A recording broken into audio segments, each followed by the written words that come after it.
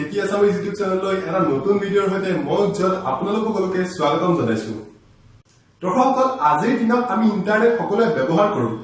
আমি বিভিন্ন ধৰণৰ তথ্য ইন্টাৰনেটৰ পৰা আহৰণ কৰোঁ। কিন্তু কেতিয়াবা বাৰু ভাবি চাইছেনে যে ইন্টাৰনেটে আচলতে কাম কেনেকৈ কৰে, ইন্টাৰনেটত আচলতে ডেটা ট্ৰান্সফাৰ কেনেকৈ হয় এঠাইৰ পৰা আন ঠাইলৈ। আজি মই এই বিষয়ত কিছু তথ্য দিয়াৰ চেষ্টা কৰিম এই ভিডিঅ'টোৰ জৰিয়তে। তো জানিবলৈ ভিডিঅ'টো শেষলৈকে চাওক আৰু সকলোৰে সৈতে শ্বেয়াৰ কৰক, যাতে সকলোৱে গম পায় যে ইন্টাৰনেট আচলতে কেনেকৈ চলে, অৰ্থাৎ ইন্টাৰনেটত ডেটা এঠাইৰ পৰা আন ঠাইলৈ কেনেকৈ ট্ৰান্সফাৰ হয়।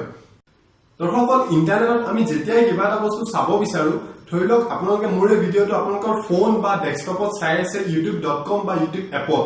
তো ইয়াৰ বাবে কি কৰিছে, আপোনালোকে নিজৰ ইউটিউব এপত গৈছে বা youtube.comত গৈছে, তাত গৈ মোৰ নিৰ্দিষ্ট চেনেলৰ নাম সাৰ্চ কৰিছে আৰু তাৰ পিছত মোৰ ভিডিঅ' আপোনালোকে দেখা পাইছে আপোনালোকৰ মোবাইলত বা ডেস্কটপত।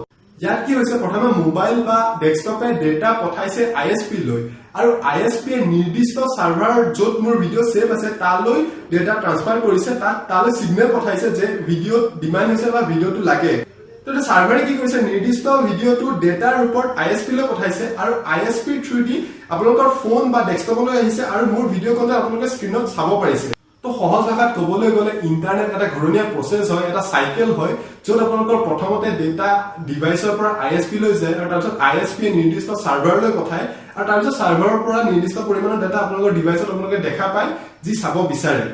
ধৰি লওক আপোনালোকে অসমত থাকি ইউটিউবৰ ভিডিঅ' চায়, কিন্তু ইউটিউবৰ সাৰ্ভাৰটো অসমত নাই, ই আমেৰিকা বা অন্য কোনো দেশত আছে, বেলেগ বেলেগ ঠাইত আছে। তো ইয়াৰ পৰা ডেটা ট্ৰান্সফাৰ হ'ব লাগিব অসমলৈ।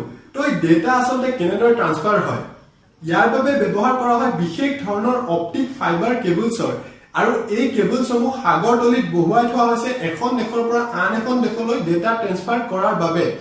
আৰু এইখিনিতে ক'ব বিচাৰিছো, এই কেবলছসমূহত ডেটা ট্ৰান্সফাৰ ৰেট বহুত বেছি 100 Gbps পৰ্যন্ত হয়।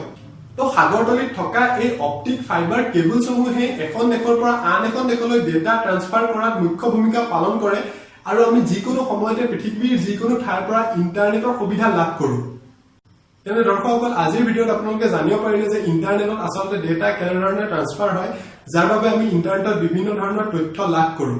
তো ভিডিঅ'টো যদি ভাল লাগিল তেনে ভিডিঅ'টো নিশ্চয় পছন্দ কৰক, অৰ্থাৎ লাইক কৰক আৰু ভিডিঅ'টো শ্বেয়াৰ কৰক আৰু চেনেলটো এতিয়ালৈ যদি ছাবস্ক্ৰাইব কৰা নাই তেন্তে ছাবস্ক্ৰাইব কৰি লওক আৰু ছাবস্ক্ৰাইব কৰিবলৈ তলৰ ৰঙা বাটনটো ক্লিক কৰক আৰু তাৰ লগতে বেল আইকনটো দেখা পাব, সেইটো ক্লিক কৰিব যাতে আগলৈ মই নতুন ভিডিঅ' দিলে আপোনালোকলৈ নটিফিকেশ্যন যায়।